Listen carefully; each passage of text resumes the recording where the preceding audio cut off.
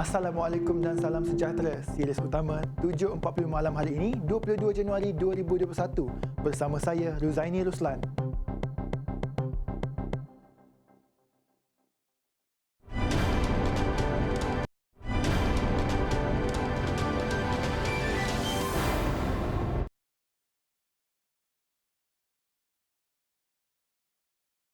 Lebih 40 jemaah dibenarkan menunaikan solat Jumaat berdasarkan kapasiti ruang solat di Masjid Negeri, Daerah, Karyah dan Surau di Pahang yang mendapat kebenaran sepanjang tempoh pelaksanaan Perintah Kawalan Pergerakan PKP.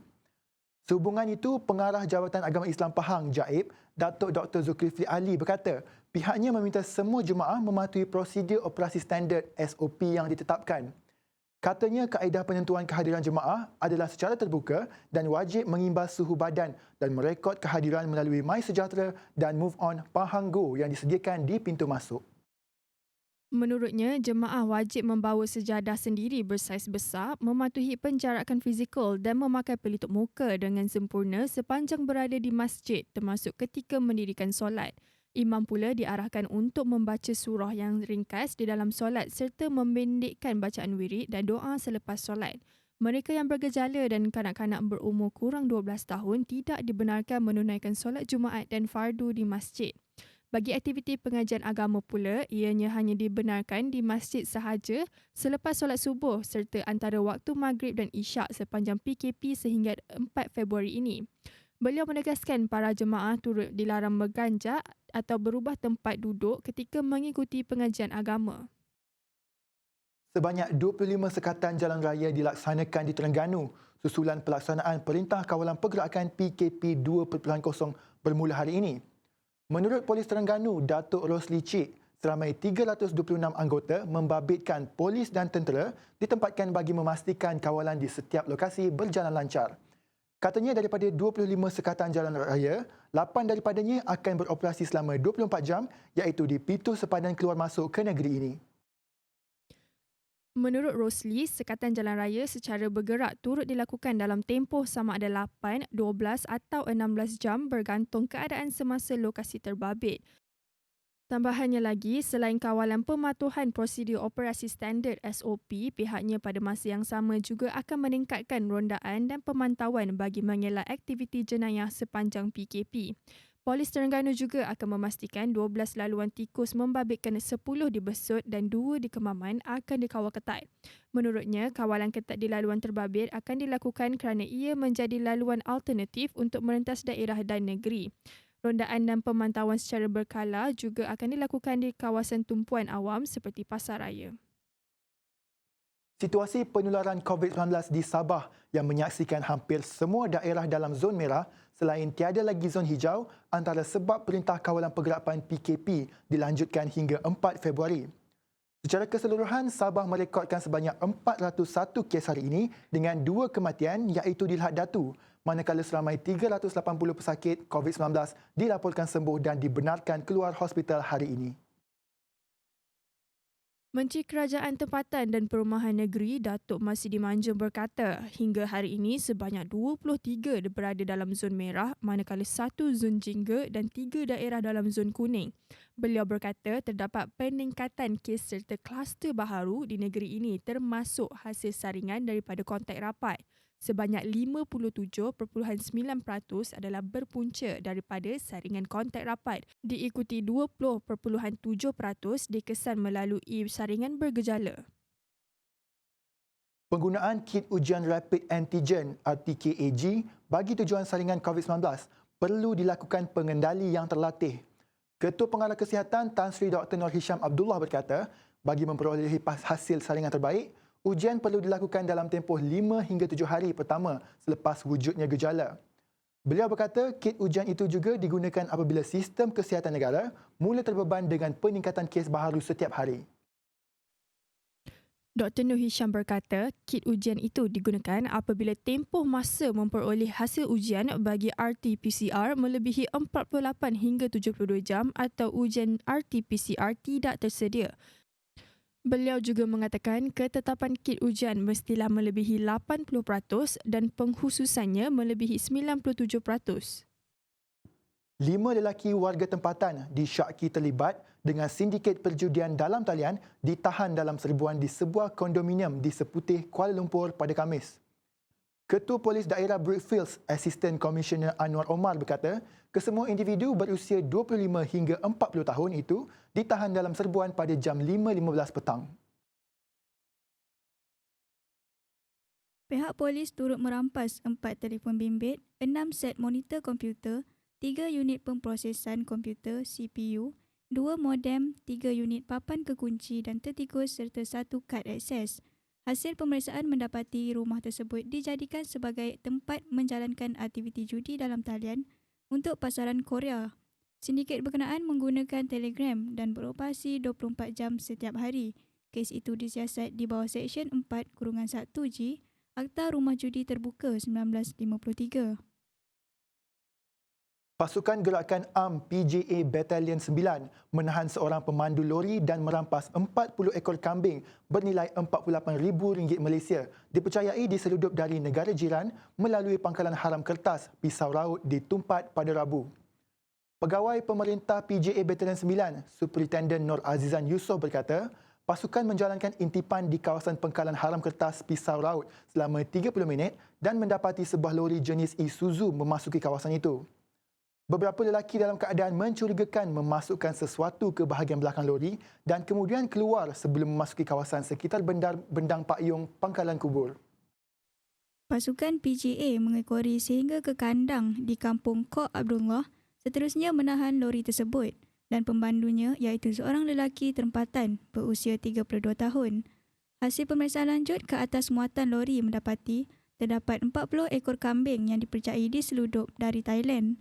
Kambing-kambing tersebut dipercayai untuk pasaran tempatan dan luar Kelantan bergantung kepada permintaan.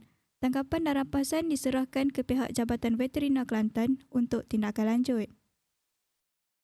Beberapa ketua pemuda UMNO bahagian membuat desakan secara terbuka agar Presiden Datuk Seri Dr. Ahmad Zahid Hamidi berundur.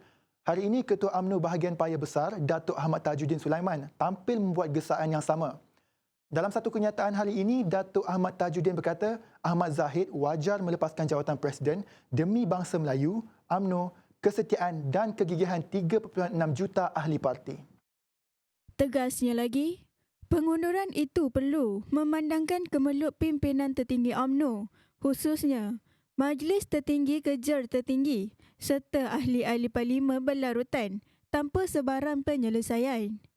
Tindak tanduk ahli-ahli MKT dan ahli parlimen yang tidak terarah juga mendedahkan UMNO kepada kehilangan keyakinan orang Melayu yang sangat diperlukan bagi menghadapi pilihan raya umum ke-15 iaitu PRU 15.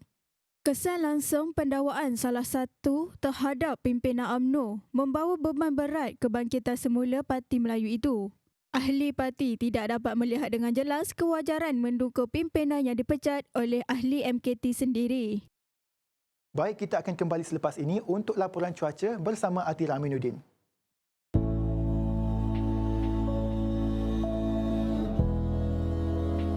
Yeay, abang balik.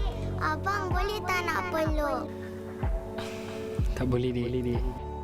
Alah, boleh lah. Dah lama tak jumpa. Rindu. Boleh.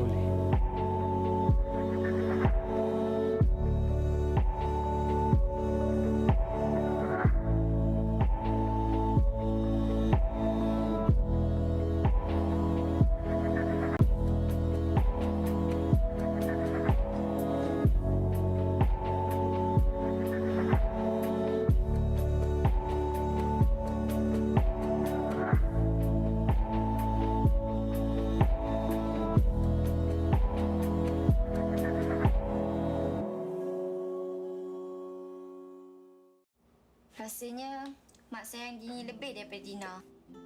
Ish, mana ada. Mak sayang sama je. Dina, Dini nak makan apa? Dini nak Maggi kari lah. Nak mi goreng. Pergi kari ya? Kan dah agak. Mak sayang dia lebih.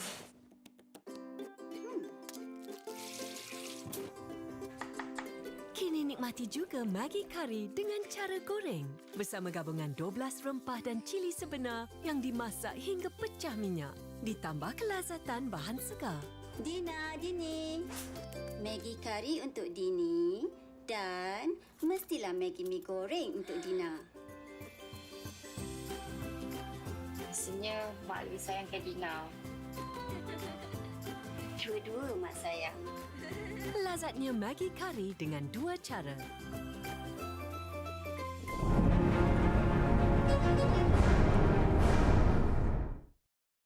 Assalamualaikum dan salam sejahtera bersama saya Atira Minuddin dalam program cuaca di Sirius Utama. Dalam tempoh ini, keadaan angin semakin melemah dan tidak lagi bertiup kencang melebihi 60 km sejam. Sebaliknya, hanya berkelajuan 40 km sejam. Ketinggian ombak juga hanya mencecah 3.5 meter.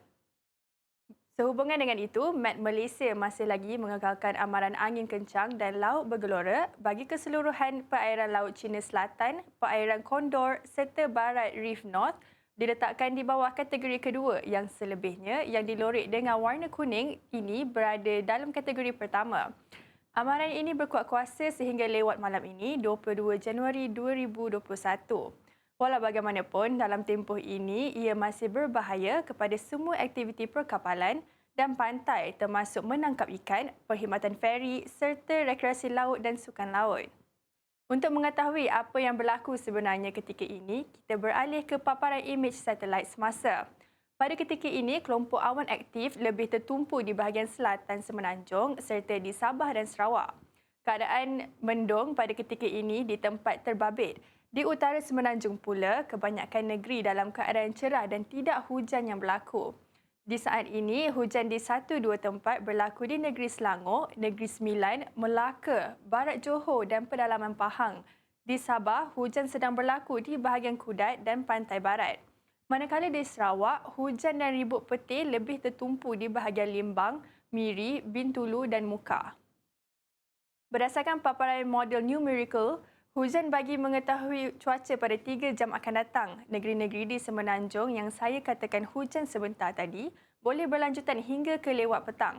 Manakala hujan dan ribut petir yang sedang berlaku di Sabah dan Sarawak boleh berterusan sehingga malam berikutan awan aktif di sana lebih tebal berbanding di Semenanjung. Jangkaannya hujan lebih lebat dan panjang tempohnya. Baiklah, sebelum kita berpisah, ikuti ramalan cuaca 3 hari bagi bandar-bandar utama di seluruh negara. Sekian, Assalamualaikum dan salam sejahtera.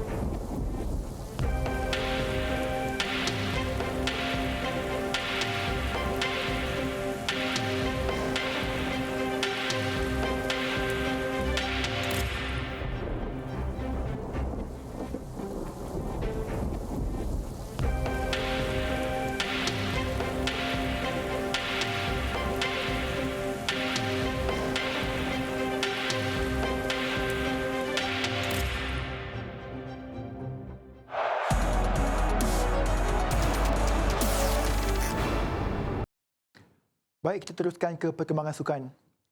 Bekas beregu nombor 1 dunia, Goh Wei Shem dan Tan Wee Kiong terus menunjukkan prestasi cemerlang apabila berjaya mara ke suku akhir kejohanan badminton terbuka Thailand Toyota di Bangkok. Dua pemain profesional itu akan berdepan satu lagi pasangan negara, Aaron Chia dan Soh Wo Yik pada saingan suku akhir hari ini. Selepas menewaskan gandingan tuan rumah Supak Jomko Kitunopong Kedren 21-15, 16-21, 21-15 dalam perlawanan pusingan kedua di Impact Arena semalam. Saya berasa agak sukar kerana melangkah ke 3 perlawanan. Mungkin sedikit perlahan pada perlawanan kedua dan saya telah melakukan beberapa kesilapan tidak disengajakan. Nasib baik kami bangkit semula. Kami mempunyai strategi yang cukup salah pada perlawanan kedua. Tidak cukup pantas manakala bergu pilihan ke-8 Aaron Wei Yik pula mengekalkan kualiti permainan mereka apabila menang 21-12, 6-21, 21-12 ke atas Leoroli Kernado Daniel Martin dari Indonesia.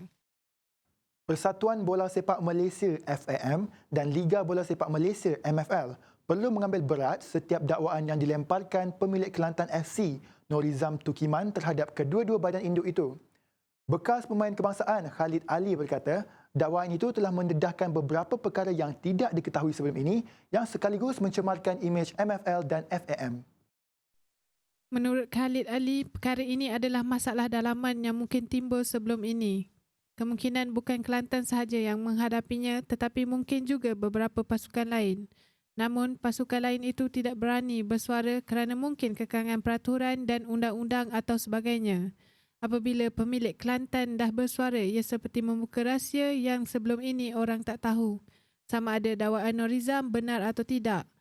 Khalid Ali berpendapat perkara seperti ini harus diambil berat oleh pihak FAM dan MFL untuk diselesaikan dengan segera. Kerajaan Jepun telah membuat keputusan untuk membatalkan Sukan Olimpik Tokyo akibat penularan wabak COVID-19. Tumpuan kerajaan Jepun ketika ini ialah untuk mendapatkan slot pada tahun 2032 untuk sukan tersebut. Bagaimanapun, pihak penganjur Olimpik Tokyo belum memberi sebarang respons kepada laporan akhbar itu. Penganjur dan kerajaan Jepun secara konsisten berjanji akan terus melakukan persiapan untuk tamasya itu yang dijadual bermula 23 Julai ini. Mengulas perkembangan terbaru itu, kedua-dua jawatankuasa Olimpik Australia dan Amerika Syarikat berkata pada hari Jumaat, mereka akan menumpukan pada persiapan menghadapi sukan itu seperti yang dijadualkan. Bagaimanapun, lonjakan kes jangkitan baru-baru ini mendorong untuk menutup sempadannya terhadap warga asing yang bukan pemastautin. Ia juga telah mengisytiharkan keadaan darurat di Tokyo dan beberapa kota besar. 80% penduduk Jepun tidak mahu Olimpik diadakan pada musim panas ini kerana bimbang kemasukan atlet akan menyebabkan virus lebih banyak merebak. Ronald Koeman mengkritik pemain Barcelona kerana gagal menyempurnakan 2 penalti ketika mereka memerlukan tambahan masa untuk menamatkan perjalanan pasukan Division 3, Cornellà dan mara ke kelompok 16 terakhir Piala Raja Sepanyol. Gol Ousmane Dembele dan Martin Braithwaite ketika tambahan masa mengesahkan kemenangan 2-0 buat Barcelona. Pjanic dan Dembele menyertai senarai pemain Barcelona gagal melaksanakan penalti musim ini bersama Lionel Messi, Antoine Griezmann dan Braithwaite. Ronald Koeman berkata beberapa pemain sudah gagal. Secara keseluruhan, jika salah satunya dapat menjaringkan, Barca akan berada di posisi yang tenang. Barca sedang berusaha untuk bangkit selepas kekalahan mengejut di tangan Athletic Bilbao pada final Piala Super Spanyol Ahad lalu apabila Messi dibuang padang buat pertama kali sejak bersama kelab berkenaan. Baiklah, kita akan berehat seketika dan kita akan beralih ke perkembangan antarabangsa sekembalinya nanti.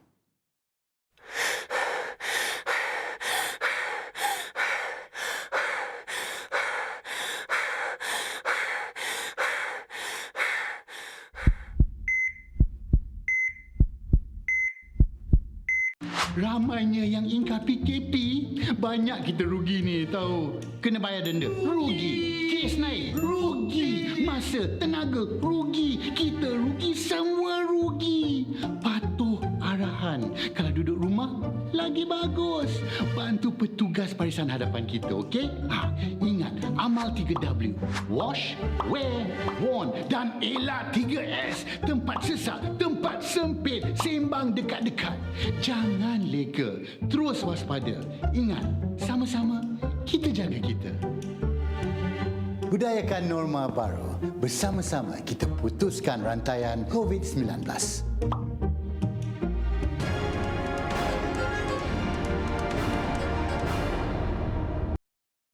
Bertemu kembali. Kita teruskan ke perkembangan antarabangsa. Pelancong ke Amerika Syarikat perlu menjalani kuarantin apabila tiba ke negara itu, manakala pemakaian pelitup muka diwajibkan di dalam kebanyakan kereta api, kapal terbang dan bas. Presiden baharu Amerika Syarikat Joe Biden mengumumkan perkara itu semalam selepas menandatangani beberapa arahan eksekutif baharu untuk mengekang penularan pandemik COVID-19. Pemimpin baharu itu menjadikan usaha menentang COVID-19 sebagai antara keutamaannya, menyifatkan perkara itu sebagai janji pada zaman perang ketika bercakap kepada wartawan dari Pejabat Oval. Kini, lebih 400,000 penduduk Amerika Syarikat meninggal dunia akibat COVID-19. Presiden Biden berkata, selain pemakaian pelitup muka, semua yang terbang ke Amerika Syarikat dari negara lain perlu menjalani ujian saringan sebelum menaiki pesawat, sebelum berlepas dan dikuarantin apabila tiba di Amerika Syarikat.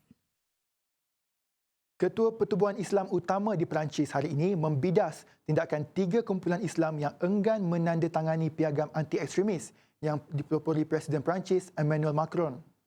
Macron mahu semua kumpulan Islam di Perancis menandatangani piagam itu dalam usahanya untuk memperkukuh sistem sekular susulan beberapa serangan yang didakwa didalangi kumpulan radikal Islam sepanjang tahun lalu. Dua badan mewakili rakyat berbangsa Turki, Jawatan Kuasa Koordinasi Muslim Turki di Perancis, CCMTF dan Persekutuan Islam Milli Gorus, CMIG, selain Gerakan Kepercayaan dan Amalan menolak piagam itu semalam. Penolakan 3 kumpulan itu tidak akan memberi jaminan berhubung pengaruh badan yang mewakili agama Islam di Perancis. 3 kumpulan itu enggan menandatangani piagam berkenaan kerana bimbang mengenai definisi campur tangan asing dalam agama serta definisi politik Islam. Kilang pembuat vaksin terbesar dunia, Institut Serum India, terbakar hari ini tetapi ia tidak menjejaskan penghasilan vaksin COVID-19 di premis berkenaan. Menurut seorang ketua pegawai eksekutif institut berkenaan, 5 orang dilaporkan maut setakat ini ketika kerja memadamkan api masih diteruskan. Siaran televisyen tempatan memaparkan asap tebal menjulang ke udara dari tapak institut itu di Pune, Barat India. Institut Serum India menghasilkan jutaan dos vaksin coronavirus Covishield yang dibangunkan oleh AstraZeneca dan Universiti Oxford. Menurut sumber institut itu kepada media tempatan memaklumkan kebakaran itu berlaku di kilang baharu yang masih dalam pembinaan dan tidak menjejaskan penghasilan vaksin COVID-19. Seorang pegawai di Balai Bomba tempatan memaklumkan 6 atau 7 jentera dikerahkan ke lokasi kebakaran. India memulakan antara pengagihan vaksin terbesar dunia Sabtu lalu yang menyasarkan 300 juta penduduk negara itu disuntik menjelang Julai depan menggunakan Covishield dan Covaxin. Institut itu turut merancang membekalkan 200 juta dos kepada COVAX, inisiatif disokong Pertubuhan Kesihatan Sedunia WHO untuk mendapatkan dan mengagihkan vaksin kepada negara miskin. Di Baghdad, 2 letupan berbeza membunuh 32 orang dan mencederakan kira-kira 110 yang lain. Militan Daesh mengaku bertanggungjawab terhadap insiden pengeboman oleh 2 pengebom nekat di kawasan komersial di Baghdad pada Khamis. Seorang pengebom nekat Daesh menyasarkan sekumpulan pembeli dan pekerja di Tayaran Square dan pengebom kedua pula meletupkan diri apabila orang ramai berkumpul untuk mangsa letupan pertama. Iraq mengisytiharkan Daesh berjaya ditumpaskan pada hujung 2017 namun sel kecilnya terus beroperasi di padang pasir negara itu. Pihak berkuasa Republik Czech berkata mereka menemui virus selsema burung H5N8 yang sangat mudah berjangkit dalam 2 ekor angsa mati di selatan negara itu. Virus berkenaan membawa maut kepada burung tetapi belum ada kes jangkitan kepada manusia. Itu kes pertama menjangkit burung liar di Republik Czech sejak 2017 walaupun virus berkenaan dikesan di ladang ternak kecil tahun lalu yang mengakibatkan 137,000 ayam dimusnahkan. Pengarah veterina kebangsaan Bainek Semerat dalam kenyataan menasihatkan penternak kecil untuk mengurung haiwan mereka bagi mengelakkan bercampur dengan burung liar. Virus itu kini merebak di beberapa negara Eropah termasuk di Perancis dengan beribu-ribu ayam dimusnahkan bagi mengelakkan wabak.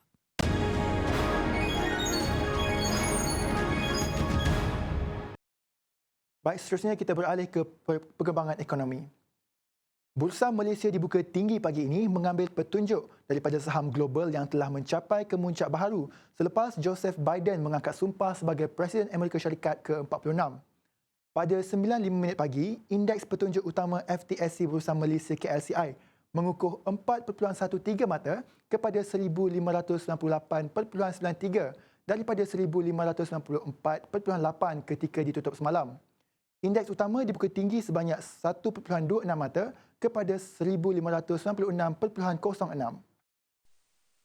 Di pasaran lebih meluas, kaunter rugi mengatasi untung dengan 194 berbalas 189, manakala 270 kaunter tidak berubah, 469 tidak diniagakan dan 32 yang lain digantung.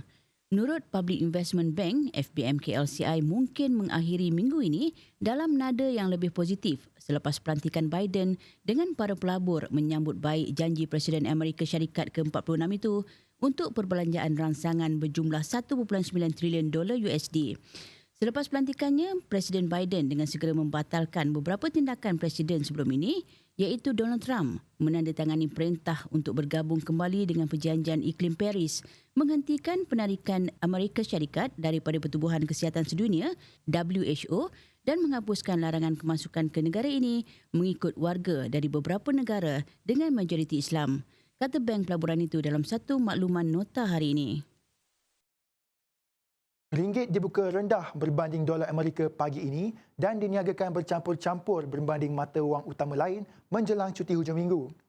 Pada pukul 9 pagi, mata wang tempatan susut kepada 4.03 berbanding dolar Amerika daripada 4.08 pada penutupan hari Selasa.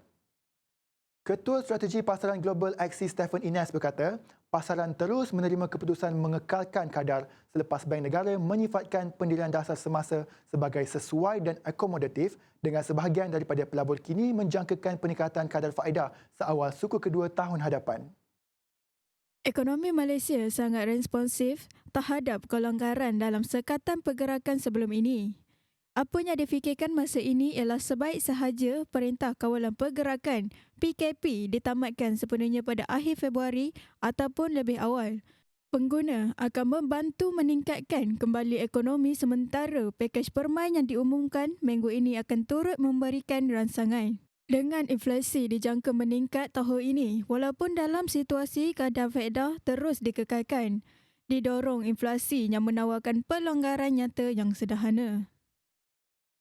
Kontrak niaga hadapan emas di Bursa Malaysia Derivatives tidak diniagakan pada sesi dagangan awal pagi ini. Jumlah dagangan sifar manakala kepentingan terbuka kekal pada 15 kontrak. Pada jam 9.40 pagi, Januari 2021 disebut harga pada RM237 segram. Sementara Februari 2021, Mac 2021 dan April 2021 semuanya ditetapkan pada RM235 segram.